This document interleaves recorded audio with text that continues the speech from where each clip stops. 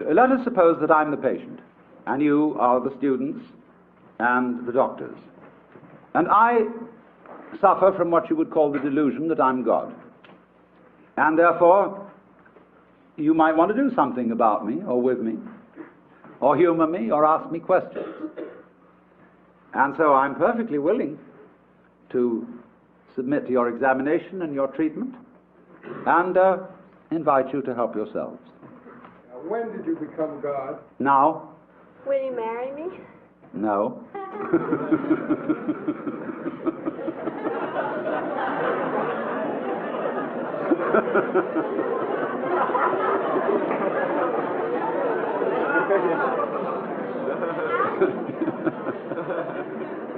Yes. God, do you sleep on your stomach or your back? Sleeping is like politics. One sleeps on the right side, and then when you're tired of that, you sleep on the left. When you're tired of that, you sleep on your back, and when you're tired of that, you sleep on your stomach.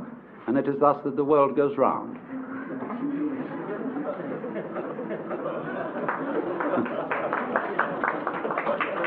If you were God now, what were you yesterday? Now, How do you become God? you don't become God. Am I also God? Yes.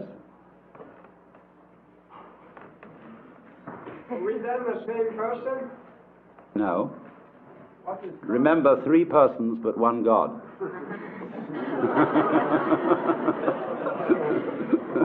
God, could you tell us a little about Satan?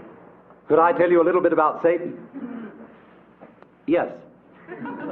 Although the matter is a little esoteric, but I told you all about it in the book of Job, where you will see that in the court of heaven, Satan is the district attorney. He is not, as Christians imagine, the enemy of heaven and the enemy of mankind. He's merely the person who sees the bad side of things and carries out the dirty work. And therefore, he saw Job and wondered whether Job really was as great a guy as he seemed to be, and suggested that God should appoint a committee of investigation to find out. And the committee did its work very thoroughly, but the case went against Satan, because it was proved in the end that Job was an honorable man. Now you notice that although we pay the salary of the district attorney, whenever there's a great criminal case before the public eye, people begin to take the side of the underdog. And the prosecutor always has less public sympathy than the defense, except in political trials. On the right hand of God, and you know the defense is always on the right hand of the judge in court, is our only mediator and advocate, which is the phrase referring to Jesus Christ our Lord. So there is the defense and there is the prosecution. And it is the function of Satan to be the prosecutor. There is a good deal more to it than that, because before all this started, as in a stage play, there was an arrangement in the green room before coming on stage in which certain things were understood, but that are only to be revealed when the curtain goes down at the end of the play. Is Job God too? Yes, but he doesn't know it. God, why do you hide from the sight of so many? Why do you hide? It's for the same reason you're hiding. Man's free will.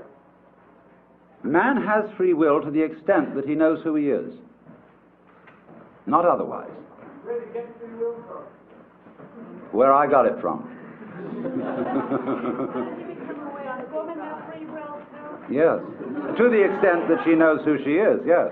Man has free will to know just what he is, and man is God, then you'd say that you are no more than any God in this room, or any man. That is correct. I'm no more God than any of you. Then you only have the power to know who you are. Well, that is saying quite a bit, yes. What is not God? What is not God? There is nothing that is not God.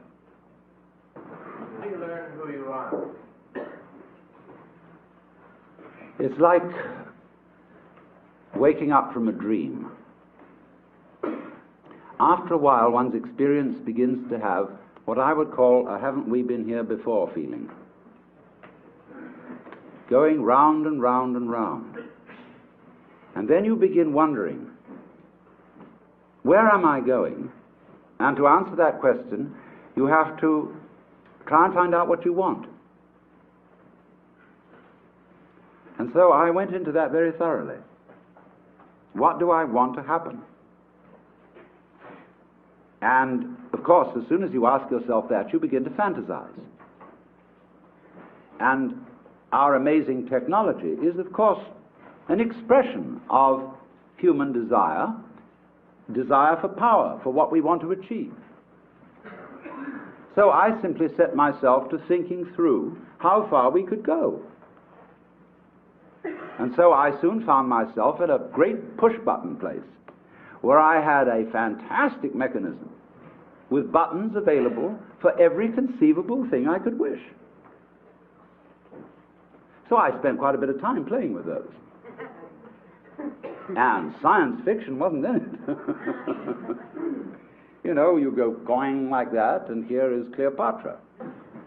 And so on, you know, and then press this button, symphonic music in a 4-channel sound, 16-channel sound, anything, you know, all possible pleasures are available.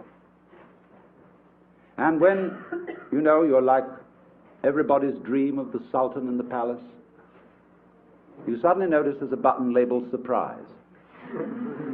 You push that, and here we are.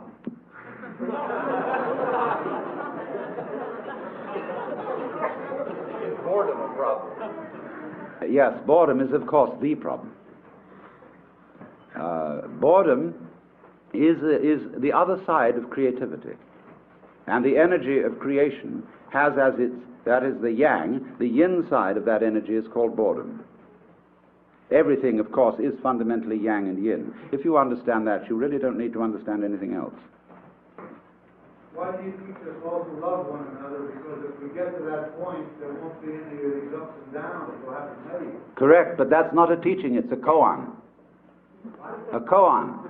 A koan is a Japanese word for a spiritual problem used in Zen Buddhism, such as, what is the sound of one hand? And these problems are given to those who ask questions concerning their spiritual development. And sometimes, as St. Paul pointed out, commandments are given not in the expectation that they will be obeyed, but in the expectation that they will reveal something to those who hear them. That was St. Paul's comment on the whole Mosaic law. Is there a heaven? Is there a purgatory? Is there a hell? The hereafter is, of course, now, because if you will examine it closely, there is no when else than now. And if you want to make hell of it, you can make hell of it. If you want to make heaven of it, you can make heaven of it. Purgatory, purgatory. It's all here. Always was, always will be. What is death? Death is an undulation in consciousness. How would you know you were alive unless you'd once been dead?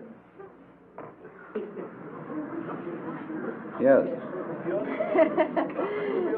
the same way that Jesus is your God, why was it unnecessary for him to have material possessions and necessary for you? It wasn't unnecessary for him to have material possessions. They said of St. John the Baptist that he was an ascetic, but of Jesus, this man consorts with gluttoners and wine-bibbers and comes eating and drinking.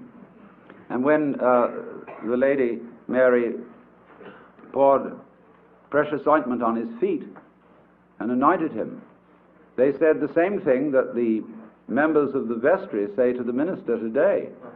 Why this great expense? Couldn't it all have been sold for much money and given to the poor? But it's a problem. It is a problem, sure. But you see, in many ways, when you get down to these very deep ethical problems, where there sure is no easy decision one way or the other, you must look at the problem from the point of view of an artist. Which way of doing this is in some sense greater? It may be better to go off with a bang than with a whimper.